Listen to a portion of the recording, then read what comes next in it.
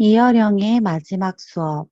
사진을 이렇게 준비한 건 왠지 막걸리가 어울릴 것 같은 세대의 분이라서 이렇게 막걸리를 준비했어요. 시대의 지령, 이어령과 인스텔라 김지수의 라스트 인터뷰. 삶과 죽음에 대한 그의 빛나는 이야기.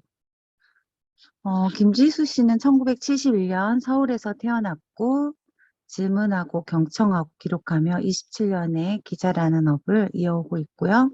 패션지의 미라클레르 보고 에디터를 거쳐 현재 디지털 경매 미디어 조선비즈의 문화 전문 기자로 일하고 있어요. 2015년 진행한 인터뷰 시리즈의 김지수 씨의 인스텔라는 누적의 조회수 1,000만을 돌파하고 독자들의 뜨거운 사랑을 받고 있는 지은 책으로 일터의 문장들, 자존의 가치, 자기 인생의 철학들, 도시의 사생활, 괜찮아 내가 시 읽어줄게 등이 있어요. 이어령님은 1934년 충남 아산에서 태어났고 대한민국 예술원 회원이며 문학 박사이시며 문학평론가, 이화여대 석자 교수, 동아시아 문화도시 조직회의원회 명예위임장이시며 유네스코 세계문화예술대회 조직위원으로 위원장 등을 역임했어요. 조선일보, 중앙일보, 경향신문 등 여러 신문에서 논설위원을 지녔으며 일간 문학시장의 주간으로 편집을 이끌었대요. 서울올림픽 개최회식을 주관했으며 초대 문화부 장관을 지니셨어요. 대표자로서는 지성에서 영성으로 의문은 지성을 낳고 믿음은 영성을 낳는다. 흙 속의 저 바람 속으로 죽소지향 일본인 생명의 자본이다. 젊은이의 탄생 등이 있고 소설 장군의 수염, 환각의 다리와 시집 어느 무신론자의 기도를 펴냈으며 의곡의 시나리오 기적을 파는 백화점, 세 번의 길, 사회와의 경주 등을 집필했고요. 2021년 한국문학발전에 기여 공로로 인정받아 문화예술발전위원 공로자로 선정되어 금관문 문화장을 수상했어요. 사실 우리 대한민국이 사실 선교사들이 들어오면서 학교를 작은 학교 단위로 세웠고 기도로 해서 일어난 나라라는 거를 꼭 아셨으면 좋겠고요. 3.1절 독립을 하면서도 많은 사람들이 사실은 배움의 길의 시초가 기독교에서 세운 작은 학교였어요. 선교사들이 우리나라로 들어오면서 많은 분들이 돌아가셨고요. 제가 이분은 이어령 님도 그 기초의 세계는 아마 크리스찬이지 않나 하는 생각이 듭니다. 이어령의 마지막 수업을 읽어드리도록 하겠습니다. 스승이 필요한 프롤로그예요. 스승이 필요한 당신에게 어느 깊은 가을밤 잠에서 깨어난 제자가 울고 있었다. 그 모습을 본 스승은 기어하게 여겨 제자에게 물었다. 무서운 꿈을 꿨느냐? 아닙니다. 슬픈 꿈을 꿨느냐? 아닙니다. 달콤한 꿈을 꿨느냐? 그런데 왜 그리 슬피 우느냐? 제자는 흐르는 눈물을 닦아내며 나지막한 말했다. 그 꿈을 이루어질 수 없기 때문입니다. 나는 그 평온하고 쓸쓸한 모드에 젖어 가슴이 메어지곤 했다. 영화 달콤한 인생의 독백을 들을 때마다 나는 그 평온하고 쓸쓸한 무드에 젖어 가슴이 미어지곤 했다. 무서운 꿈을 꿨느냐, 슬픈 꿈을 꿨느냐. 풀비리 불듯 그 질문에 내 입술 바깥쪽으로 내밀어 달짝거려 보았다. 인간이 아니라 시간의 주인공인 세계에서 속절없이 미끄러지는 기분이 들 때마다 나는 막막했다. 그리고 그리워했다. 울고 있는 내게 왜 그리 슬피 우느냐고. 진지하게 물어주는 이가 그런 스승이란 무엇인가? 시인 이성복 스승의 생사를 건네주는 사람이라고 했다. 죽음은 무엇인지를 알려주기 위해 생사에 공부하는 사람은 스승이라고 했다. 죽음의 강연 건널 때 겁먹는 급류에 휩쓸리지 않도록 이쪽으로 바지만 걷고 오라고 소크라테스가 그랬다고. 몽테뉴가 그랬고 모리와 함께한 화요일에 모리 교수가 그랬다. 멘토나 롤 모델 레피런스가 아니라 정확한 호명할 수 있는 스승은 스승의 곁에 있다면 우리는 애틋하게 묻고 대답하여 이 불가피한 생을 좀 더 외롭게 견딜 수 있지 않을까? 생의 길목에 어김없이 돌부리에 걸려 머리가 하얘지는 내가 이어령이라는 스승을 만난 건 축복이었다. 선생님이 암에 걸려 투병 중이던 2년 전 가을 나는 당신을 만나 인터뷰를 했다. 그때 선생님은 말했다. 내가 느끼는 죽음은 마른 대지를 적시는 소낙비나 조용히 떨어지는 단풍잎이에요. 때가 되었구나. 겨울이 오고 있구나. 죽음의 계절이 오고 있구나. 그러니 내가 받았던 빛나는 선물을 나는 돌려주려고 해요. 선생님은 라스트 인터뷰라는 형식으로 당신에게 지혜를 선물로 남겨주려고 했고 나는 그의 곁에서 재앙이 아닌 생의 수용으로서 아름답고 불가피한 죽음에 대해 배우고 싶어 했다. 그렇게 매주 화요일 삶 속에 죽음의 혹은 죽음 곁의 삶이라는 커리큘럼으로 독특한 과외가 시작되었다. 우리는 사전에 대화가 디테일한 주제를 정해두지 않았고 그날 각자의 머리에 사로잡혔던 상념을 꺼내놓았다. 하루치의 대화는 우연한 필연과 황금 분할로 고난, 행복, 사랑, 용서, 꿈, 돈, 종교, 죽음, 과학, 영성 등의 주제를 타고 벽화 무쌍하게 흘러갔다. 그와 대화를 나눌 때면 나는 시한부 삶을 사는 그의 입술 끝에 매달려 전력 질주하는 것 같았다. 그의 이야기가 소크라테스의 필록데테스와 나체와 보들레르, 장자와 양자 컴퓨터를 넘나들며 커브를 돌 때마다 그 엄청난 속력으로 지성과 영성이 부딪혀 스파크를 일으켰다. 우수수 떨어지는 부스러기만 수습해도 남은 인생은 허기지지 않을 것 같았다. 왜 케이스 바이 케이스인 진실이 있는지, 왜 인생이 파노라마가 아닌 한 커트인지, 왜 인간이 타고난 의에 바뀔 수 없는지, 그럼에도 우리는 팥뿌리 한 개, 우수수 매달려 함께 천국으로 가는지 자족이 무엇인지, 눈물은 언제 방울지고 상처는 어떻게 활이 되는지, 무엇보다 스승은 내게 죽음의 생의 한가운데 있다는 것을 가르치고 싶어 했다. 정오의 수분 속에, 한낮의 정적 속에, 시끄러운 운동장의 텅 빈 교실 사이, 매미떼의 울음이 끊긴 그 순간, 우리는 제작자의 예민한 살갗에 생과 사의 엷은 막을 통과하고 있었다. 그는 우습하고 개슬한 죽음에 한한 이름으로 태양 아래에 가져와 빗으로 일광욕을 시켜주었다. 세어보진 않았지만 이 책에 가장 많이 나온 단어가 죽음일 것이다. 그가 한 말은 때로는 이율배반적이었다. 우리 모두가 천사로 죽는다고 했다가 그 반대인 것과 같다고도 했다. 죽음을 기억하라고 한껏 엑셀을 밟았다가 나 안 죽어라고 싱긋 웃으며 급브레이크를 걸었다. 내게 다가오는 죽음은 철창에 벗어난 호랑이가 덤비고 있는 상태라고 말할 때조차 그는 진실하게 몸부림치되 겁은 먹지 않았다. 오히려 나는 그가 철장을 벗어나 호랑이 등에 타고 달리고 있다고 느꼈다. 죽음을 숙고하면서 죽음을 가지고 놀이를 시작한 이어령은 때로는 그런 생각도 들었다. 나의 선생님은 호흡을 멈추는 순간까지 스스로 관찰하고 머릿속으로 죽음을 묘사하는 마지막 단어를 고르시겠구나. 남자들이 병이 들어서 나이가 들면 추려해지기 마련이지만 나의 스승은 매주 화요일 깨끗하게 다려진 터들럭 스웨터를 입고 목에 확대경을 걸치고 나를 맞았다. 심지어 실내에 모자를 쓰고 있기도 했다. 머리가 웃자라 있거나 면도를 하지 않아 얼굴이 석가빛으로 띈 적은 한 번도 없었다. 탄생의 그 자리로 나는 돌아간다.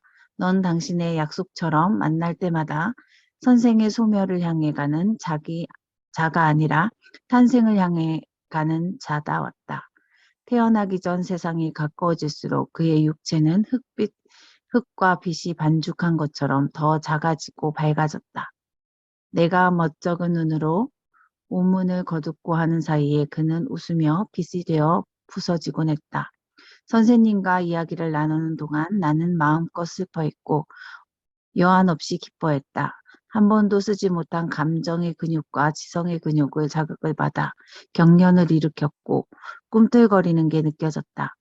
가을 단풍, 겨울산, 봄의 매화, 그리고 여름의 실록이 시간에 이르기까지 그는 나의 흉악과 나의 뇌리학을 흔들어 최대치의 나로 넓혀갔다. 스승을 만나기 전까지 나는 빌려온 진실을 빌려 입은 수만큼이나 부잘것없다고 느꼈다. 이제 나는 나에게 꼭 맞는 영혼의 속옷을 찾았다. 그리하여 지금 이 순간 스승이 필요한 당신의 이 특별한 수업에 초대장을 건넨다. 위로하는 목소리, 꾸짖는 목소리, 어진 목소리, 부디 내가 들었던 스승의 어령의 목소리. 소리가 갈피마다 당신의 귓전에 청량하게 들리기를. 무서운 꿈을 꿨느냐? 슬픈 꿈을 꿨느냐? 왜 그리 슬피 우느냐? 긍정적으로 이 책은 죽음 혹은 삶에 대해 묻는 이 애잔한 질문의 아름다운 답이다. 더불어 고백건대 내가 인터뷰에서 꿀 수 있었던 가장 달콤한 꿈이었다. 2021년 10월 김지수. PS 선생님의 온유가 가득한 이 유언은 당신의 죽을 후에 전달되기 바랐지만 귀한 지혜를 하루라도 빨리 전하고 싶어 자물쇠를 푼다. 감사하게도 그는 맹렬하게 죽음을 말할수록 죽음이 그를 비껴간다고 나는 느꼈다. 차례 스승이 필요한 당신에게 다시 라스트 인터뷰. 어둠과의 팔씨름 마인드를 비워야 영혼이 들어간다. 죽음의 철장에서 나온 호랑이가 내게 덤벼드는 일. 나체에게 다가온 신령의 콜링. 자기 머리로 생각하면 겁날 게 없다. 가장 중요한 것은 비에 있다. 풀을 뜯어먹는 소처럼 독서하라. 큰 질문을 경계하라. 라스톡은 에드리스. 유언이라는 거짓말. 큰 질문에 경계하라. 대낮의 눈물, 죽음의 생이 클라이맥스. 글을 쓰면 변화량이 한 발 더 나갈수록 있다. 밤에 쓴 편지는 붙이지 않는다.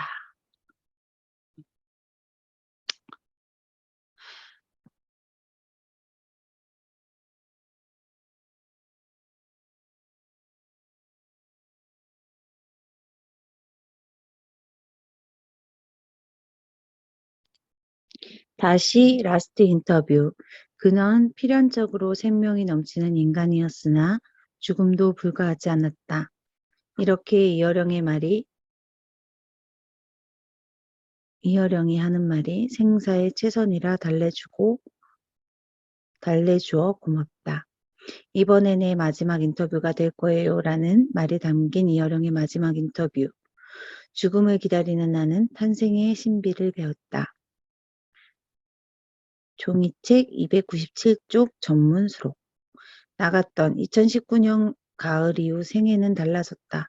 인터뷰 전문 기자로 내 인생 또한 그 기자 이전의 이후로 나뉘었다. 이것은 하나의 전환점이 되었다. 당시 나는 늘 그렇듯 사무실 한켠에 새벽까지 홀로 똑딱거리며 자판을 두드리고 집에 와서 잠자리에 누웠다. 옆에 누운 아이의 새까만 머리통에 자그마한 두 덩이 발바닥에 더듬어 만져보며 살아있다는 것은 생명감으로 몸소 떨었다. 기사를 완성하기 혹 그 사이에 선생님이 떠나실까봐 얼마나 가슴 졸였는지 모른다. 출고 버튼을 누른 후에 또다시 내가 이 어른의 마지막 말을 전할 자격이 되나 두렵고 송구해서 뒤척였다. 그리고 정확히 그날 아침 7시부터 내 전화통은 불이 나기 시작했다. 사람들이 내 것인 줄 알았으나 많은 것은 선물이었다라는 이 어령의 선생님의 메시지에 반응했다. 이어령 선생님의 말처럼 죽음이 무엇인지 알게 되면 삶이 무엇인지 알게 된다. 인터뷰의 핵심이다. 돌아보면 선생님이 이 시대에 태어난 대중 앞에 서서 쓰고 말하는 모든 것이 한 문장으로 압축된다. 메멘토 모리, 죽음을 기억하라. 죽음이라는 거대한 동굴을 들여다보고 그 벽에 삶이라는 빛의 열매를 두드러우며 능력의 선생이 가진 특별한 힘이다. 죽음의 생명의 끝내지만 말을 끝내는 것은 아니다. 라는 그의 예지가 너무도 생생해서 살거나 죽거나 상관이 없이 그의 힘찬 육성에 일상 곳곳에 파릇파릇하게 파고든다. 결정적으로 그는 내가 어둡고 눅눅한 입사 체험이 아닌 무섭도록 강력한 탄생의 체험을 들려주었다. 내가 이어령 선생님의 마지막 이야기를 담는데 더 깊은 라스트 인터뷰를 단행본으로 진행하기로 했다고 하자 지인들이 다정하게 환호했다. 그의 대화는 마치 모리에 함께한 화요일 같은 책이 되겠군요.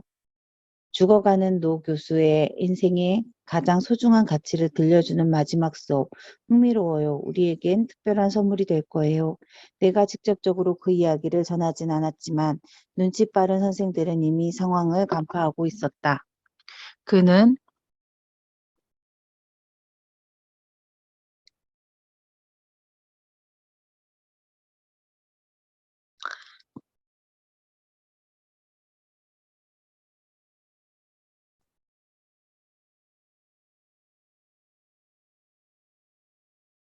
모리 교수와 여러모로 다른 사람이었으나 죽어가는 스승 곁에서 삶의 진실을 듣고 싶어하는 독자들이 간절한 소망에 정확히 이해했다. 이어령 교수는 모리 교수보다 육체적으로 지적으로 자아가 더 강렬하고 매 순간 활활 타오르는 사람이었다. 그를 볼 때마다 나는 활, 활화산 같은 느낌을 받았다. 한 번도 지적 폭발을 멈추지 않는 활화산 같은 선지자. 알츠하이머를 앓았던 모리는 제자인 미치 엘모에게 헝클어진 백발, 힘없는 팔다리, 지침을 흘리고 화장실에서 일어서지 못하는 모습 등의 생명에 사그러진 모든 과정을 공유했으나 이어령은 내게 면도하지 않은 모습조차 보여주기 싫어했다. 옥색 스위터 면바지를 입은 168cm의 다정한 위인, 중국 차와 싱싱한 청포도, 후르츠를 담긴 볼에 놓인 커다란 테이블에 나를 기다렸다. 나는 대화를 시작할 때마다 이여령 선생님의 몸 상태가 어떤지 매번 묻곤 했다.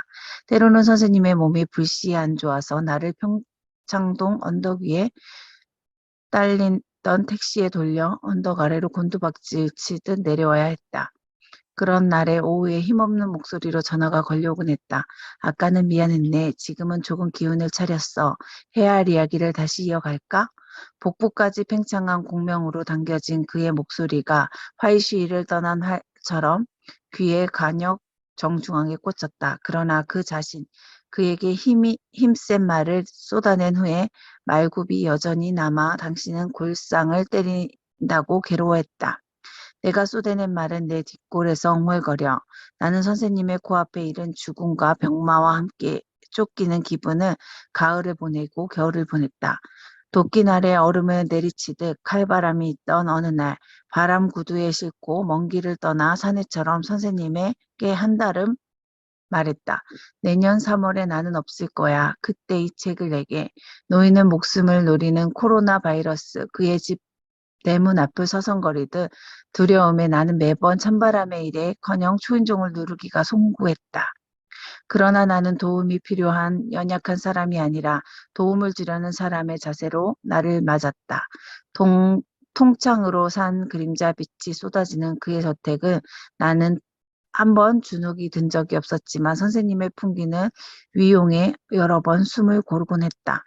어둠과 팔씨름.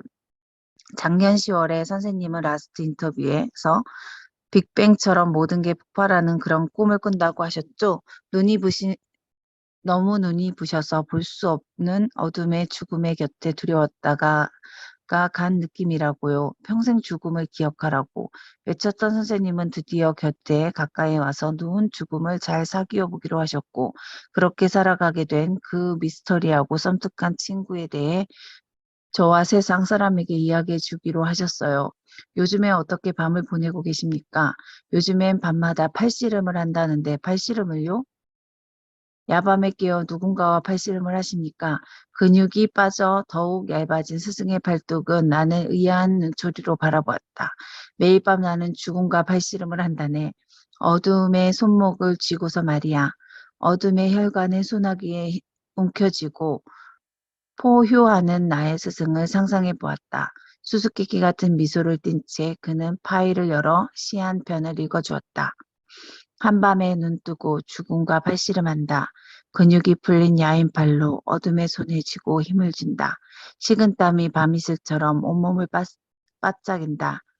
팔목을 꺾고 넘어뜨리고 그 순간 또 하나의 어둠이 팔뚝에 걷어 올라 덤빈다. 그가 많은 밤에 팔뚝을 넘어뜨려야 겨우 아침 햇살에 이마에 꽂힌다. 15호흡을 하고 야인 팔뚝에 알통을 만들기 위해 오늘 밤에 눈을 부릅뜨고 내가 넘어뜨려야 할 어둠의 팔뚝을 지켜본다. 감정을 자제한 드라이한 목소리로 힘이 느껴졌다. 나는 지금부터 자네와 아주 중요한 이야기를 시작하려 하네. 이 모든 것은 내가 죽음과 죽기 살기로 팔씨름하며 깨달은 것들이야. 이해하겠나? 어둠의 팔뚝을 넘어뜨리려고 받은 전리품 같은 것이지. 이생의 마지막 수업이 될 테니 가장 귀한 것을 주고 싶다고 했다. 어둠의 심연에 직면했던 현자의 눈을 파르르 지혜의 불꽃이 일었다. 예일대 교수인 셀리 케이건에 했던 유명한 이야기의 수업에 서문을 열었다. 한 사람의 우주선을 타고 여행을 떠나기 전에 친구와 작별 인사를 했어. 우주선의 시간은 달라서 돌아오는 200년이 흘러서 지나버렸고 지구의 시간으로 마지막 만남이니 그게 결국 죽음이라는 거네. 그렇게 일을 어째 그 우주선에 출발하다가 중간에 버린 거야. TV 중계로 그걸 지켜보던 친구가 깜짝 놀랬지. 아이고 내 친구가 죽어버렸네.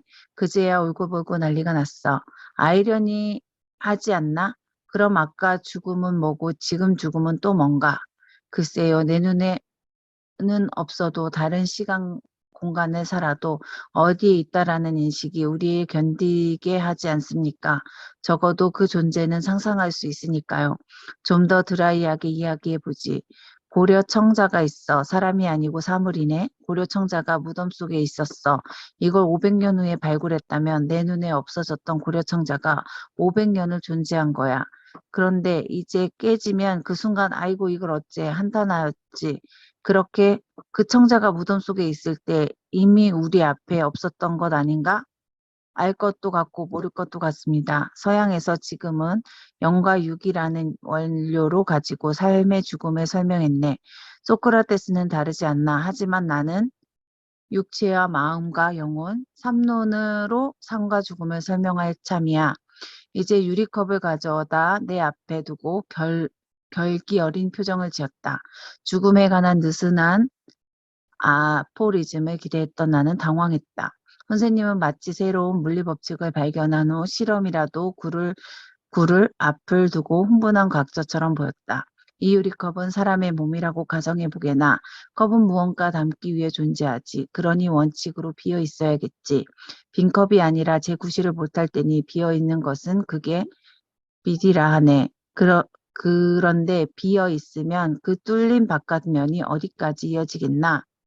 끝도 없이 우주까지 다 그 영혼이라는 그릇에 물질을 비어 있고 빈 채로 우주에 닿는 것은 영혼이야. 그것은 빈 껍데기에 물을 따랐어. 보이차를 따르는 순간 청량하게 들렸다. 여기 유리컵에 보이차가 들어갔지. 이 액체가 들어가면서 비운 면을 채워졌잖아. 이게 마인드라네. 우리의 마음에 항상 욕망이 따라 바뀌지. 그렇게 보이차가 되고 와인도 되고 똑같은 육체인데도 한 번도 같지가 않아.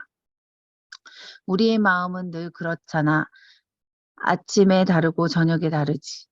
이거 기독교 성경이 다 나오는 얘기인 것 같아요. 내 날씨처럼 변하는 게 감정이지. 그렇게 이것 보게. 그 마인드가 무엇이고 지탱해주고 있나? 컵이지. 컵이 없으면 쏟아지고 흩어질 뿐이야. 나는 죽어가고 있지만 여전히 내 몸은 액체로 채워져 있어. 마인드로 채워져 있는 거지. 그러니 화도 나고 환희도 느끼네. 저 사람은 왜 화났어? 뜨거운 물에 담겨졌거든. 저 사람은 왜 저렇게 쌀쌀 맞아? 차가운 물이야. 죽으면 어떻게 되나? 컵이 깨지면 차갑고 뜨겁던 물이 다 사라지지. 컵도 원래 흙으로 돌아가는 거야. 그러나 마인드로 채워지지. 이전에 있던 컵 안에. 비드는 사라지지 않아. 허공을 채웠던 영혼은 빅뱅과 통했던 그 모습 그대로 있는 거라네. 알겠나? 컵 하나로 바디와 마인드, 스클렛이 현존과 영혼을 설명하는 이어령 선생님 앞에 나는 할 말을 잃었다. 그토록 심오한 이야기를 이렇게 간단히 풀어버리다니 스승의 풀필이 불듯 말이 이었다. 영혼을 인정하지 않는 것은 유리컵 안의 빈 공간을 인정하지 않는 거라고. 마인드를 비워야 영혼이 들어간다. 마음을 비우는 것은 왜 그토록 중요한지 알겠습니다. 그렇지. 그건 실제로 유리컵 안에 공간의 문제라네.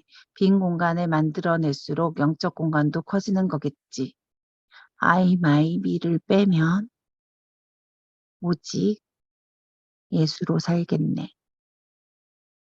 만원 버스를 생각해보게. 사람들이 꽉 차서 빈대가 하나도 없는 게 바로 영혼과 없는 육체라네. 유명한 일화가 있네. 스승님이 찾아온 사람의 입으로 한 수 배우고 싶다고 하고 한참을 저의 얘기만 쏟아냈지. 듣고 있는 스님은 찻주잔을 들고 잔에 들이붓는 게 화들짝 놀라 차가 넘칩니다 했더니 그랬어 맞네. 자네가 비우지 못하니 찬물이 넘치지. 나보고 인생을 가르쳐 달라고 비워야 가르쳐 주지. 내가 차 있어서 말을 들어가지 못해. 마음을 비워야 영혼도 들어갈 수 있다네. 아, 마인드로 채우고 살았는지 영혼으로 채우고 살았는지 어떻게 합니까? 깨지고 나면 알겠지. 미안한 얘기네만 대체 정치가들의 바디에는 마인드만 꽉 차 있어. 깨지면 남는 게 없이 빵, 돈 이런 것들만 남겠지. 시인화가 종교인 비어있는 영혼의 세계에 이야기하는 사람들은 영원히가 우주와 통로하니까 문득 윤동주의 고우가 떠오릅니다. 윤동주 씨의 별 해는 밤과 고우의 그린 별이 빛나는 밤의 등에 눈이 비어 있으므로 무엇을 본 걸까? 눈이 빛내며 과학으로 설명해 주겠네. 태초에 빅뱅이 있었는데 물질과 반물이 있었지. 이것을 합치면 빛이야. 엄청난 에너지. 그런데 빗물보다 물질이 더 많으면 면이 된다, 되다. 만물의 찌꺼기가 있는 것이 아닌가. 그게 바로 우주야. 자네와 나지. 이 책장은 안경이지. 이건 과학이네. 상상력이 아니야. 우리의 빛이 되지 못한 물질은 찌꺼기. 그 몸이 가지고 사는 거라네. 그러니 반물질이 만나면 어떻게 될까? 빛이 되는 거야. 이보다 더 명쾌한 시를 들어본 적이 없었던가? 나는 울 것 같은 표정으로 말했다. 선생님, 태초의 나와 나의 거리를 그렇게 쉽게 설명하시면 어떡하십니까?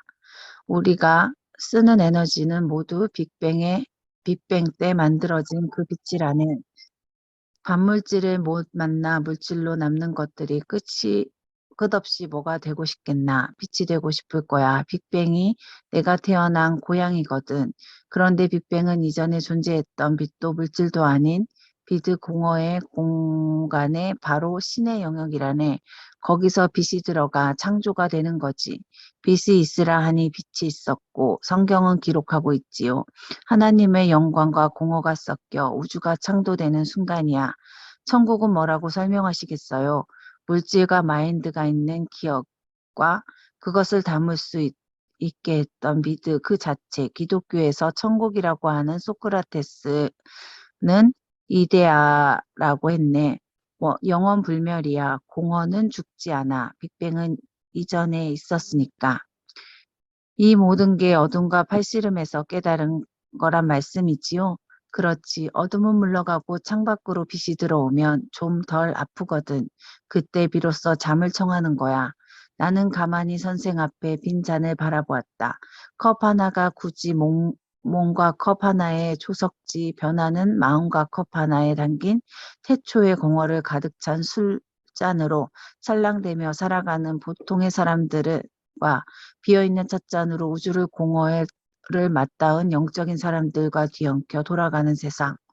서로의 술잔이 부딪히며 가끔 우주를 향해 제각기 언어로 건배사를 하며 정신없이 살던 어느 날 이어령이라는 어른을 만나 그가 어둠과 팔씨름의 값을 치른다고 깊이 공허를 나눠 마시고 있는 것이다. 죽음의 철창에 나온 호랑이가 내게 덤벼드는 일. 밤마다 공허를 충전하는 현자는 한 차례 이 이야기를 쏟아낸 후 마음의 라운지를 기다리는 복서처럼 의지하는 의자에 기대기만 하고 숨을 골랐다. 몹시 피로하나 패배하지 않겠다는 의지가 고인 눈의 영역이었다. 어둠과 팔씨름의 이야기를 하셨는가 생각해보면 선생님이 살라면 피해 일이 거의 없으시지요. 아니야, 나는 매번 피했어. 글 쓰는 사람은 매번 패배한다네. 이해가 안 되는군요. 글로 치면 모든 영역에 거의 다 백전백승하지 않나요? 아니라네. 난 매번 KO 당했어. 그래서 또 쓰는 거지. 완벽해서 이거면 다 됐어 싶었으면 더 못했을 거야. 갈매기의 꿈을 쓴 리처즈 바크는 갈매기의 조난당한 생애를 쓰고 자기가 타자를 바닷속에 던져 넣었다고 했잖아. 그걸로 다 썼다는 거지. 난 그렇지 못했네. 내가 계속 쓰는 건 계속 실패했기 때문이야. 정말 마음에 드는 기막힌 작품을 썼다면 머리를 싸고 다시 책상 앞에 앉았을까 싶어. 그런 글을 쓴다는 것은 앞으로 글 쓰는 대한 공허와 실패를 딛고 매번 다시 시작하는 것이라고 그가 환하게 웃었다. 그 순간 나는 나의 스승 바다가 모래사장에 앉아 지는 해를 바라보며 모랫집을 짓는 아이처럼 보였다. 매번 실패할 수 있기에 이 놀이가 끝나지 않는 거라고 믿는 아이. 막막한 울분이 아니라 가벼운 흥분에 휩싸인 채로 갈매기가 조난단을 먹이기 위해서 날지 않고 궁극적 비행을 위해 날았잖아요. 선생님은 혹시 계속 글을 쓰기 위해 자신의 실패하고 있다고 가정하는 것이 아닌지요? 모르겠어. 나는 평생 도전이 필요한 인간이었네. 계속 쓰고 또 쓰고 다시 썼네. 강해서가 아니라 약해서 다시 하는 거라네. 니체도 다르잖나. 운명이여 오너라. 위인들이 거창이 보여도 그렇지 않아지면 또 한 번 부르짖을 뿐이지. 스스로 쓸 말이 없어서 남의 이야기를 옮겨봐. 그건 서생이지. 글자 쓰는 사람이 아닌 거야. 사람은 글씨 쓰는 사람과 글 쓰는 사람을 혼동한다네. 글씨 쓰는 사람은 성경이네, 성경이나 베끼는 사람. 보다시피 나는 지금 많이 아프네. 말할 수 있을 시간이 갈수록 짧아져. 그래서 내가 이제부터 남는 이들을 위해 각혈하듯 내 이야기를 해볼까 하네. 무슨 말씀이시든지요. 그 희망이 될지 선물이 될지 나는 모르지만 내가 지금 할 수 있는 건 그거니까. 남아있는 시대를 위해서요. 상처 입은 복서가 몸을 일으키듯 말의 몸을 일으켜 다시 초원 위로 달릴 준비를 하고 있었다. 나는 도덕적으로 이타적인 사람이 아니야. 오히려 에고이스트지. 에고이스트가 아니면 글을 못 써. 글 쓰는 자는 모두 자기 얘기를 하고 싶어 쓰는 거야. 자기 생각을 열어내는 거지. 어쩌면 독해자이고 비슷한 지독하게 에고를 견지하는 이유는 그래야만 만인의 글이 되기 때문이라네. 남을 위해 에고이스트로 사는 거지. 압류. 자아를 통찰한 글만 만인이 심장을 울리니까요. 선생님은 지난번 저와 인터뷰에서 모든 것을 내가 받은 선물이었다고 하셨어요. 일단 그것부터 시작할까요? 기억하고 있네. 나처럼 암에 걸린 사람들을 위해 과학자들이 특효약을 만들려고 노력하지. 그런데 나는 과학자들도 영웅도 그렇다고 의지가 강한 사람도 아니야. 충청도 사람이라 독하지도 못해. 독하지 않은 나 같은 사람은 암에 걸려 죽을 때까지 자기 일을 할 수 있다면 암이 뭐가 무섭겠나. 내가 암세포를 죽이는 약을 못 만들어 암에 걸린 사람들을 위해 정신치료를 만들 수 있지 않겠나? 먼저 가신 따님 이민아 목사님도 그랬습니다. 나중된 자가 먼저 된 말이 있지. 내 딸은 그렇게 열심히 살다 갔어. 인간이 암에서 결국 죽게 된다네. 이길 수 없어. 다만 나의 죽을 때까지 글을 쓰고 말을 하겠다는 거지. 하지만 하고 싶은 일을 다 해나가며 그게 암으로 이기는 게 아니겠나. 방사능 치료를 받고 머리털이 빠지며 2, 3년 더 산다 해도 정신이 다 헤어지면 무슨 소용이겠는가. 그 뒤에 더 산다는 건 그냥 산 거야. 죽음을 피해 산 거지. 세 사람 중 한 명은 걸려서 죽었다는 그 위력적인 암 앞에 누군가는 저렇게 죽을 수도 있구나 하는 모습으로 남는 시간 동안을 보여주려 하네. 승은 치열하게 죽어가는 모습을 눈 똑똑히 뜨고 보라고 내가 내 마음의 고삐를 바투쥐었다. 나는 이어령 선생님의 무슨 말을 하는지 알 수 있었다. 우리 모두가 죽음의 스승이 필요하다는 것, 그리고 나는 스승이 바로 눈앞에 앉아 있었다. 두렵고 또한 설레여서 나는 펜을 쥔 손을 바들바들 떨었다. 첨단 기계를 좋아하는 선생과 달리 기계를 싫어하는 나는 인터뷰할 때 녹음기를 거의 사용해 본 적이 없었다. 이번만큼은 달랐다. 마음에 고쳐먹고 힘껏 녹음기 버튼을 눌렀다. 빛이 있으라 하니 빛이 있었다는 성경 기록처럼 이 빛인 순간에 목격하는 은혜 받은 기록자가 되리라. 길고도 짧은 작별 인사 얼마 멋진 시간이 될 것인가. 가을의 빛이 식탁을 비췄고 온쟁반 위에 놓인 살포진 포도송이가 연두빛으로 싱그러웠다. 공포는 없으신지요? 자신은 없네. 엘리자베스 키블리 로사는 사람의 초연의 죽음학을 했고 죽음에는 대한 강의를 그렇게 많이 했는데도 정작 자기가 암에 걸리고 감당을 못했어. 그렇게 본 한 기자가 물었지. 당신을 임종하는 사람을 지켜보며 그렇게 많은 희망을 줬는데 왜 정작 당신은 죽음 앞에 화를 내고 있느냐? 로스가 이렇게 대답했네. 지금까지 내가 말한 것은 타인의 죽음이 있어 동물원 철창 속에 있는 호랑이였지. 지금은 아니야. 철창에 나온 호랑이가 나한테 덤벼들어 바깥에 있던 죽음을 내 살갗을 뚫고 오지. 전혀 다를 거야. 전두 여부로 생각하는 죽음과 척추신경으로 감각하는 죽음은 이토록 거리가 멀다네. 시한부의 삶을 선고받고 있을 때 인간은 부정, 부순, 타협, 우울, 수용의 5단계로 거친다고 가르쳤던 정신과 의사 케블리 로스는 그토록 오래 죽음에 훈련된 사람도 보통의 인간들처럼 부정과 분노로 출발해서 똑같은 철차를 거쳐갔다. 철장 속의 호랑이와 철장 밖의 호랑이는 마른 심장이 오그라들었다. 죽음 앞에 인간은 얼마나 몸서리치게 작은가. 죽음 앞에 연습한 오만이라는 익은 후 정신의학자도 그렇더군. 살아서 하는 임종 연습조차 어릿광대 같은 노름이라고. 테레사 수녀도 다르지 않았다. 로저스처럼 죽음을 저주하진 않았지만 마지막까지 하나님의 부르심이 없었다고 탄식했지.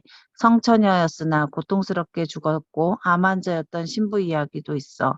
암 환자인 신부가 고해소에 앉아 다른 신부에게 이야기를 시작했다네. 나 암이야. 안 됐군. 그런데 나도 암이라네. 그런데 자네는 내게 무슨 고해를 하러 왔나? 여태껏 나의 심내 부르심이 없었어. 아무도 들리지 않고 보이지 않았다네. 자네 정말 몰랐나? 지금 자네가 나한테 고해 성사를 하고 있잖아. 그게 콜링이야. 하나님의 인도하심이지. 자, 이 대화를 들은 어떤 생각이 드는가? 고통 속의 의심, 진정한 토대, 그 자체가 신의 부르심이란 말씀인가요? 맞아, 그게 신의 응답이지. 로스토도 그 신부도 이해할 수 없었습니다. 고통 속의 죽음의 콜링인 줄 알았으나 아니야. 고통은 극에서 만나는 거라네. 그래서 내가 누누이 이야기했지. 니체가 신을 제일 잘 알고 있다고 말했어요. 신은 없다고 한 놈이 신을 보는 거라네. 신이 있다고 생각하는 사람은 정작 신을 못 봐. 니체 이야기를 더 해볼까? 니체는 어떻게 죽은 줄 아나? 니체가 다가온 신의 콜링. 미쳐서 죽었죠. 광인이 떠나지 않았습니까? 사건이 있어서 토리노 광장에 우체국으로 편지를 붙이러 가다가 늙은 말이 채찍질을 당하는 걸 본 거야. 무서운 짐을 지고 가려 가려는데 길이 미끄러워 계속 미끄러지지. 마부가 채찍을 당하는 늙은 말을 보고 니체가 달려가서 말의 목을 끌어안고 울었네. 자기가 대신 맞으며 때리지 마, 때리지 마 하고 울다가 미쳤지. 어머니, 저는 바보였어요. 라고 마지막 말을 웅얼거리고 10년 식물인간처럼 살다가 죽은 거야.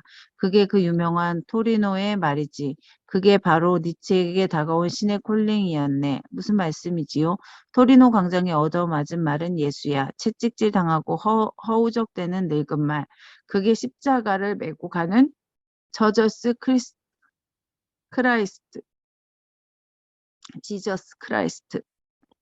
그러니까 가서 말의 목을 끌어안고 엉엉 울었던 걸세. 자기가 늙고 말하고 무슨 관계가 있겠나. 가까우면 마부하고 가까워야지. 그런데 니체가 그때 인간에 대해서 끼는 게 창피해서 인간을 거절했다네.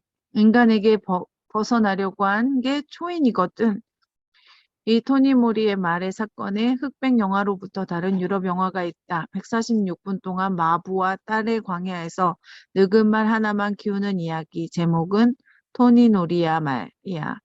이루 말할 수 없이 지루한 영화야. 자네가 보면 반할 수밖에 없는 아주 기가 막히고 지루한 이야기라네. 어떤 부분을 그토록 드라마틱하게 지루한가요? 예를 들면 말이 늪에 빠진 수레를 끌고 가려는 장면, 진흙에 바퀴에 붙들고 바퀴는 진흙에 빠져나오려고 해. 진흙을 튀고 바퀴는 헛돌지.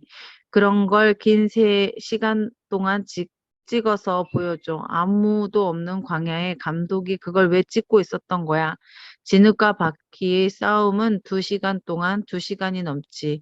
영화에서 인간이 파란 쪽이 없는 마부와 그의 딸만 나와 먹을 건 감자뿐이야. 흙, 불, 바람, 물 이런 것들이 하나씩 사라져. 나부끼던 바람에 사라지고 꼬여있던 우물도 말라버려. 우주가 사라지는 이야기야. 천지창조를 거꾸로 되돌리는 이야기지. 주여. 혼돈의 물이 가장 먼저 없어지고 풍랑 같던 바람이 없어진다네. 영화에서 부녀가 감자를 먹는 장면이 압권이라고 했다. 아버지는 팔을 한쪽 없으니 감자 하나를 먹는 게 전투야. 뜨거운 감자를 집었다가 뜨거 하고 놓았다가 떼구르르 구르면 또 쪼르르르 쫓아가서 쥐와 고양이처럼 인간이 먹는다는 건 저런 거구나. 저것을 먹기 위한 삶이로구나. 부녀지간에 오가는 말이 없어. 결국 말은 죽고 마구간에 해가 들고 마지막엔 불도 없어지고 부녀는 어둠 속에 마지막 날 감자 하나를 먹는 게 끝이야. 아버지가 딸에게 야 먹어라 하는 게 마지막 말이라네. 어마어마한 영화군요. 토니 노리의 말 같은 영화는 우리에게 만들기 힘들 거야. 우리는 기생충으로 아카데미상을 받은 봉준호 같은 사람이 나올 수 있지만 저런 영화를 찍는 사람은 나오기 쉽지 않아. 미국도 어려워. 토니 모리의 말은 유럽의 주변 국가들이 찍을 수 있어. 베라타르라는 그 감독은 동유럽 헝그리 사람이야. 아시아와 서양의 접경 문화에 무르익었던 터키 같은 나라의 그 예지. 그래도 한국인들은 운이 좋아. 중국, 일본보다 훨씬 창조적이야. 사이에 있는 반노라서 빛을 발하네. 이름을 지을 때 보면 알아. 중국 사람들을 지은 도시의 이름은 다 두 자야. 북경, 남경 몇 천 년의 두 글자를 못 벗어나 하지. 암흥, 명암, 선악 전부 두 글자에 가둬. 길어야 사자성어 네 자뿐이야. 중국, 민국, 중화민국 그걸 우리는 본딴 게 나라 이름엔 대한민국이야. 한자 문화권에 있는 일본의 토경, 교토나라 사각틀에 갇혀있는 자유롭게 꿈틀대지 못한 한국인은 그래서 삼량진이니 초지원이니 융통성이 있는 지명을 체면에 살렸지만 자기 머리로 생각하면 겁날 게 없다. 어쨌든 언어가 틀에 갇히면 사고도 틀에 갇히겠군요. 어쩔 수 없이 그렇다네. 틀에 갇히면 절대로 니체를 토니 노리의 말 같은 영화를 만들 수 없어. 나도 마찬가지야. 남들이 경쟁하듯 3D 영화만 만들고 아바타 만들 때 니체가 목 끌어안고 울던 그 말은 어떻게 됐을까 궁금한 사람은 이 세상에 그 감독밖에 없었을 걸세. 부러운 일이야. 나는 평생 누굴 보고 겁을 먹은 적이 거의 없어. 헤길 칸트로 나는 무섭지 않았어. 나는 내 머리로 생각했으니까 아무리 훌륭한 사람이라도 하나하나 내 머리로 생각하고 받아들이는 인간은 흔치 않거든. 내 머리로 생각하고 이야기하고 생각하기 때문에 어떤 자리든 내가 주제든 겁날 게 없었다고 했다. 어느 날 바이오 학술 대회가 열어서 복제양 돌린다는 말에 이언 월트 박사가 왔었지. 네로라고 하는 국내 과학기술의 관련들이 다 모여 있었어. 정작 메인 스피치의 과학자가 아닌 날더러 하라더군. 자율자동차나 AI 관련 국제행사도라고 해도 글로벌 지식인들 앞에서는 날더러 기조 강연을 하라고 해. 왜 그럴까? 무슨 말을 해도 내가 하면 인문학적으로 접근하기 때문이지. 과학자들 앞에서 당당하게 얘기할 수 있는 자는 인문학자와 예술가들이야. 일본에서 주최자가 돼서 자국에서 다양한 이슈로 국제문화 행사를 할 때도 서양 대표로 자크 이탈리를 세우고 동양 대표로 일본이 아닌 나를 강단에 세우더군. 특수지향의 일본인이 쓴 내가 강연자로 나서면 아시아의 다른 국가들은 군말이 없다는 거지. 그러나 결정적인 이유는 따로 있어. 문화와 다양성을 동양화 비교 문학으로 접근하는 사람들은 세계적으로 많지 않기 때문이라네. 안타까운 일이야. 그때 자크 이탈리는 서양의 문화로 다양성을 나는 동양의 문화 다양성을 주제로 붙였어. 문화의 중심 유럽에서 아시아로 넘어온다는 이야기였네. 그런데 내가 무슨 말을 하다 여기까지 왔나? 자네 머리로 생각하면 겁날 게 없다는 말씀이지요.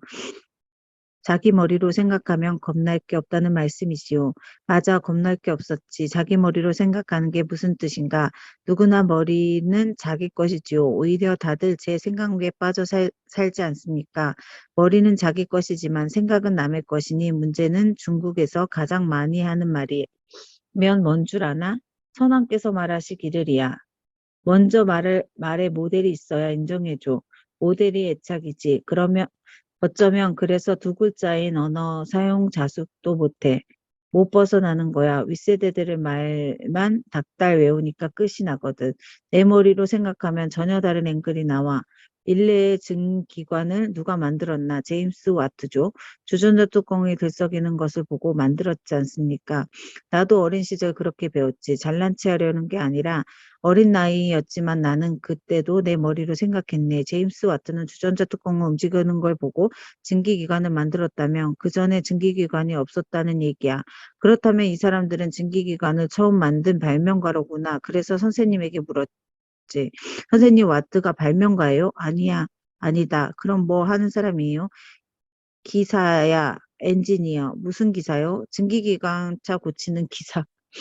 앞불사 증기기관차를 고치는 기사와 주전자의 뚜껑을 보고 증기기관을 만들다니 앞뒤가 맞지 않나?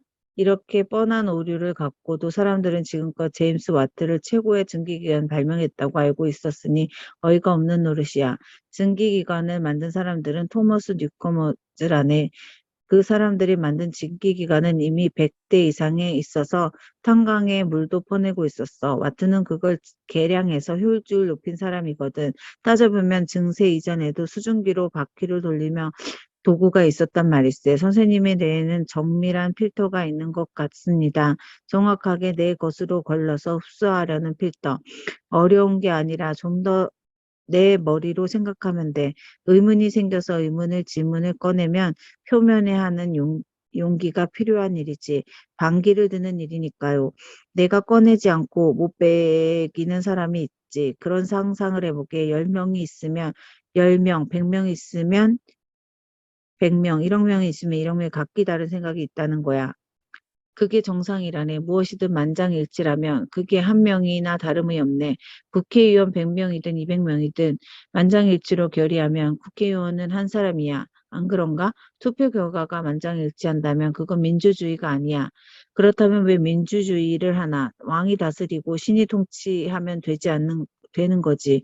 민주주의는 평등을 생각한다고 말하는 자기 개별성을 인정하는 거라네. 그 사람들의 생각, 그 사람들의 말을 그 사람들의 얼굴에 지문이야. 용기를 내어 의문을 제기하네. 간곡히 당부하지만 아내만 그대에게 오는 모든 지식은 만장일치로 통과시키지 말게나. 가장 중요한 것은 비어있다. 매사의 길을 쫑긋하고 들어보아야겠습니다. 이치를 거스리는 말은 예민하게 반응하면서 그렇지 귀를 정확하게 세워서 그런데 그게 아니야. 이목구비 중에서 귀가 가장 복잡하고 특이하다네. 눈, 코, 입이 성형하면 다 똑같지 않나? 귀는 그렇게 할 수가 없어. 1억 명을 다 모양이 달라. 평소에 잘 안 보이고 거저 달려 있는 것 같지만 귀야말로 얼굴의 지문이라고 나는 생각해. 그래서 고우의 귀를 잘랐지. 귀의 형태를 들락날락 비정형의 랜덤으로 일종의 카오스지 소용돌이야. 사람들의 인체에 모든 게 정돈되어 있는데 귀와 배꼽은 정돈이 안 되어 있어. 신기하군요. 귀는 바깥에 돌출되어 있는 배꼽은 움푹하게 들어가 있죠. 말씀을 듣고 보니 귀와 배꼽은 탄생의 블랙홀처럼 보입니다. 어머니가 뱃속에 나와 나를 귀 빠진 날이라고 하고 또 엄마 몸에 끊어낸 탯줄을 또아리라고 배꼽이니까요. 오묘하지? 시체 해부하는 사람들에게 들은 이야기네만은 검시관들은 시체를 해부할 때 반드시 배꼽 중심에 배를 가른다고 해요. 똑같은 배꼽은 하나도 없다는 거지. 그렇게도 검시관은 눈엔 죽은 사람의 배꼽은 마치 모나리자 미소처럼 보인다더군. 어머니의 미소로 보인다는 이야기야. 쓸데없어 보이는 배꼽은 그런 신비가 있었군요. 재밌었지? 배꼽을 만져보게 몸에 중심이 있어. 그런데 비어 있어. 중심이거든. 배꼽은 내가 타인의 몸과 연결되었다는 유일한 증거물이지. 지금 막혀 있지만 과거엔 뚫려 있었지 않나. 타인의 몸과 내가 하나였다는 것. 이 거대한 우주와 같은 튜브를 타고 있다는 것. 배꼽의 그 진실의 흔적이라네. 혹 배꼽은 아무 쓸데없는 것처럼 느껴진다면 누워서 몸에 찻잔을 올려놓아 보게. 어디에 놓을 텐가? 이마, 코, 아니야. 배꼽밖에 없어. 비어있는 중심이거든. 가장 중요한 것은 비어있다네. 생명의 중심이 비어있지. 다른 기관들은 바쁘게 일하지만 오직 배꼽은 태연하게 비어있어. 비어서 웃고 있지. 내 배꼽은 모나리자 미소처럼 가만히 웃고 있는 모습을 상상해 보았다. 어머니와 나의 몸이 두둥실 한 배가 되어 무심한 검은 우주에 걱정 없이 떠다니는 한가롭게 정교한 시절, 시체가 될 때까지 뽑히지 않은 아름다운 기억의 칩을 미소를 지으며 모든 게 부풀어 마지막 날까지 안 풀리는 것은 배꼽의 수수께끼라고 한다네. 프로이드의 꿈의 해석에서 해석을 안 되는 것은 배꼽이라고 했어. 가만히 앉아 흙이 되는 대신 씨앗을 뿌리기로 작정한 그의 여전히 삶의 신비에 온 정신을 집중하고 있는 듯했다. 나는 의자에 앉아 선생님의 찻잔을 살펴보았다. 얼굴은 희고 야위었으나 눈은 또렷한 의지를 갖고 먼 곳을 내다보고 있었다. 이곳저곳에 동시에 드나드는 눈빛, 간간히 시선을 바로잡아 내 앞에 놓인 찻잔에 차를 따라주기도 했다. 차를 들게나 식기 전에 마셔. 풀을 뜯어먹는 소처럼 독서해라. 본격적으로 한 분야의 학문을 깊게 파고 들 생각을 안 하셨습니까? 내가 연구자로 학문을 파지 않은 이유가 있네. 뻔한 이론주의 주석까지 달아야 돼. 주석을 많이 안 달면 논문 통과가 안 되거든. 학문 세계와 달리 주석은 줄줄이 새까맣게 되어 논문의 대접을 받아. 논문이 지네발 재밌지. 배꼽을 만져보게. 중심이 있어. 비엘.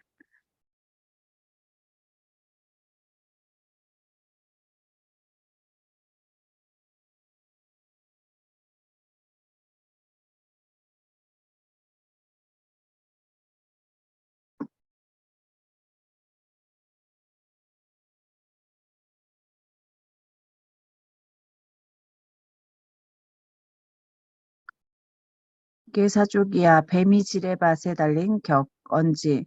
풋노트라고 하잖아. 나는 그걸 못 참았어. 왜요? 지루했거든. 그래서 논문 몇 개밖에 안 썼다네. 시간 낭비라고 생각했군요. 못 참아 지루해서 책도 마찬가지네. 내 책이라고 다르지 않아. 모든 책은 다 의무적으로 서문까지 결론까지 읽을 필요는 없네. 선생님은 그런 책을 어떻게 읽으셨나요? 의무감으로 책을 읽지는 않네. 재미없는데 는 뛰어넘고 눈에 띄게 재미있는 곳만 찾아서 읽지. 나비가 꿀을 딸 때처럼 나비는 이곳저곳 가서 따지. 1번, 2번 순서를 돌지 않아. 목장에서 소가 풀을 뜯는 걸 봐도 여기저기 뜨문뜨문 뜯으니까 풀난 순서를 가지런히 뜯어 먹지는 않는다고. 그런데 책은 무조건 처음부터 끝까지 다 읽는다? 그 책의 비법인가? 원자 주기율을 외울 일 있나? 재미없으면 던져버리고 반대로 재미있는 책을 닳도록 읽고 또 읽어. 그 기나긴 키리마포츠 형제들도 나는 3번 읽었어. 의무적으로 읽지 않는다는 말이네. 사람들도 친구 사귈 때 이 사람 저 사람 두루 사귀잖아. 오랜 친구라고 그 사람의 프로폴리를 다 알겠나? 공유한 시절이 아는 거지. 평생 함께한 산 안 해도 모르는데 한 권의 책을 다 읽어도 모르는 거야. 책을 많이 읽고 쓴다는 커리에이터부가 나오는 것 같아. 아니야, 제 머리로 읽고 써야지. 일례로 번역을 창조하지만 학술의 논문의 창조자거든. 그럼 뭐지요? 논문의 정체성은 발견이지. 이미 있는 것을 찾아내는 것. 디스코브는 커버를 벗기는 거야. 재미난 것은 아메리카노 데리고 찾아낼 때까지 발견이라는 말조차 없었다는 거네. 디스커버는 포르투갈에서 왔어. 그런 독창적인 걸 말을 어떡할 것 같나? 독창적인 걸 사실 뻥이라는 얘기야. 내 혼자만의 생각이라는 거지. 개성. 인정받은 것도 19세기 이후 낭만주의가 생기면서부터였네. 그것까지만 해도 오리지널 리티는 나쁜 뜻이었어. 보편적으로 그것을 위반했거든. 선생님이야말로 평생 보편적인 것을 위반하셨지요. 그런 의미에서 이번 책은 어떤 느낌이 되기 바라세요? 모두가 안심시키는 보편적인 진리 아니면 발견되는 기다리는 위니크한 진실? 부디 내 얘기를 그대로 쓰지 말게. 자네가 독창적으로 써. 독창적으로 쓰라 하시면 인터뷰가 뭔데? 인터뷰 사이에서 보는 거야. 우리말로 대담하라고 번역하는데 대담의 대립이라는 뜻이야. 대결하는 거지.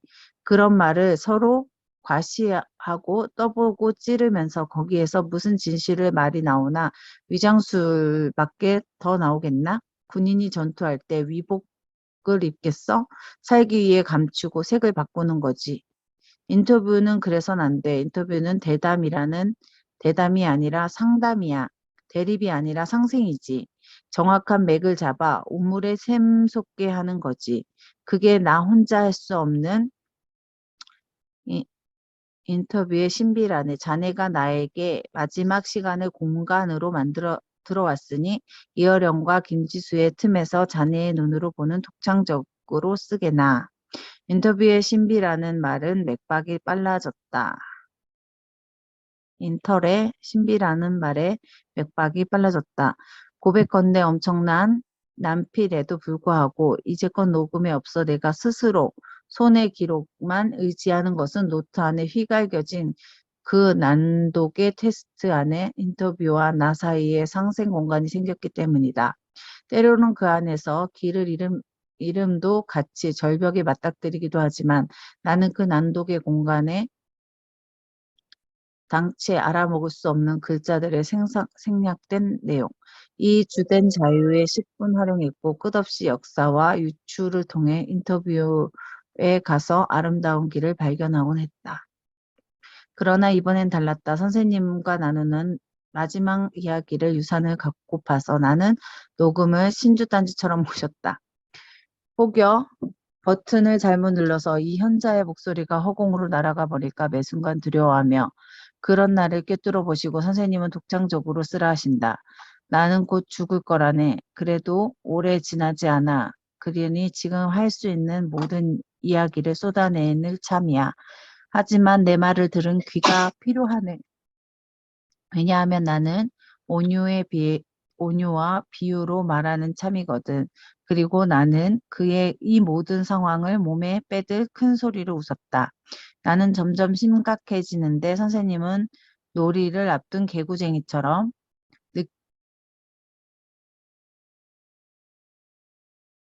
느꼈다. 어쩌면 어머니의 죽음을 수없이 더 많이 유연해지고 안타까 유연해지고 안타까울이 많지 낙관적이 될 것만 같아 기분이 들었다. 늘 부드러운 스웨터 차림의 모자와 돋보기 목걸이를 걸치고 나타나시는 그에게 죽음은 들큰한 냄새가 아닌 달콤한 고급스러운 카라멜 향기가 풍겼다. 이번 큰 질문을 경계하라는 내일 읽어드릴게요. 안녕.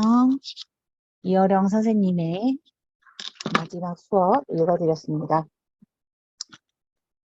글쎄요. 저는 크리스찬이고요. 죽음이란 그냥 천국으로 가는 문을 통과하는 것. 사실 우리의 육체 속에 영혼이 있고 혼이 있잖아요. 그 혼은 사실 세상적인 혼이고 영혼은 천국의 의미예요. 어쩔 때는 내 혼이 강하고 어쩔 때는 영혼이 강하고 나에게 천사의 마음이 강하냐 악령이 강하냐 이런 차이처럼 우리 영과 혼도 서로 대립해서 어, 교차점이 있는 것 같아요. 그래서 사실 저는 육이 쇠하면 영으로 살고 하늘의 하늘의 일년이 우리 이 육신의 천년과도 같다고 했거든요. 그래서 어떤 중국 무협 드라마 삼생삼세 심리 도와림이라는 그런 영화가 있어요. 근데 나는 그거를 보면서 인간으로 살아가면서 업을 겪어서 상선이 됐어요. 근데 도대체 무슨 업을 겪었다는 거야? 이랬는데 인생으로 살아가는 게 그 업을 겪고 경험을 쌓고 삶을 살아가고 어, 저희도 친구들과 대화를 하거나 가족과의 힘든 일이 있거나 하면서 마음의 근육이 커지잖아요. 이게 내가 커지는 어, 그 영화에서 보면 상선이 되기 위한 그런 길을 가는 거와 같은 것 같아요. 그래서 사실 우리는 우리가 이겨낼 만한 그런 어, 고통과 문제만 우리에게 오고요. 문제는 해결하고 난 다음에는 더 큰 축복이 있는 거죠. 그래서 사실은 이어령 선생님의 마지막이 죽음이라는 거, 어, 죽음으로써 깨달아지는 그런 것들도 있지만, 이어령 선생님이, 아마 천국에 가시지 않을까요? 그럼 우리는 또 천국에서 그 꽃밭에서 만나면 되지 않나라는 개인적인 견해를 곁들여서 이 독서를 합니다. 여러분, 혹시 하시는 일 중에 나중에 하지, 때가 되면 하지라고 미루시는 일이 있어요? 마음이 더 가는 게 내가 지금 살고 있는 세상입니다. 내가 노는 게 마음이 더 가거나, 술을 먹는 게 마음이 더 가거나, 친구와 함께 파티하는 게 마음이 더 가거나, 아니면 어떤 사람은 남을 돕는 데 마음이 가거나, 선한 일을 하는 데 마음이 가거나, 그렇다고 해서 그 영이 나쁘다는 게 아니라 지금 내가 취하고 있는 나의 액션이고, 나의 방향이라는 거죠. 하지만 사람은 누구나 다 죽잖아요. 누구나 다 죽는데, 어, 어떤 걸 뭐 남기라는 건 아니에요. 죽을 때까지 남기는 건 아니지만 그래도 가치 있는 삶, 내가 가치 있는 삶. 사실 돈은 아무리 벌어서 내 자녀에게는 물려줄 수 있지만 내가 어마어마한 돈을 번다고 해도 그 돈을 다 쓰고 죽지는 못합니다. 사실 우리 죽을 때는 옷 한 벌, 뭐 진짜 한 끼 먹는 거, 내 누일 공간, 뭐 자동차나 이런 것들, 모든 것들은 남에게 사실 보여지기 위한 거일 수도 있고 내가 이 세상을 살아가면서 편하게 살아가는 방법일 수도 있잖아요. 그래서 내가 어느 곳에 가치를 둘 것인지 생각하면서 이 책을 한번 읽어보시면 어떨까요? 이건 개인적인 견해고 제 말이 다 옳지는 않습니다. 저 또한 띠리리 살아가고 그 방법에 대해서 공부하는 학생이기 때문에 여러분과 함께 좋은 책을 읽는다는 것만으로도 기분이 좋습니다. 얼마 전에 제주도를 다녀왔어요. 이 사진은 제주도에서 찍은 사진인데 이어령 선생님과 너무 잘 어울릴 것 같아서 올려봅니다. 어, 정말 이 세상에서 씨름해서 얻어가는 것이 내가 무엇이 될지 곰곰이 생각하는 하루가 되길 바라며 내일 또 만나요.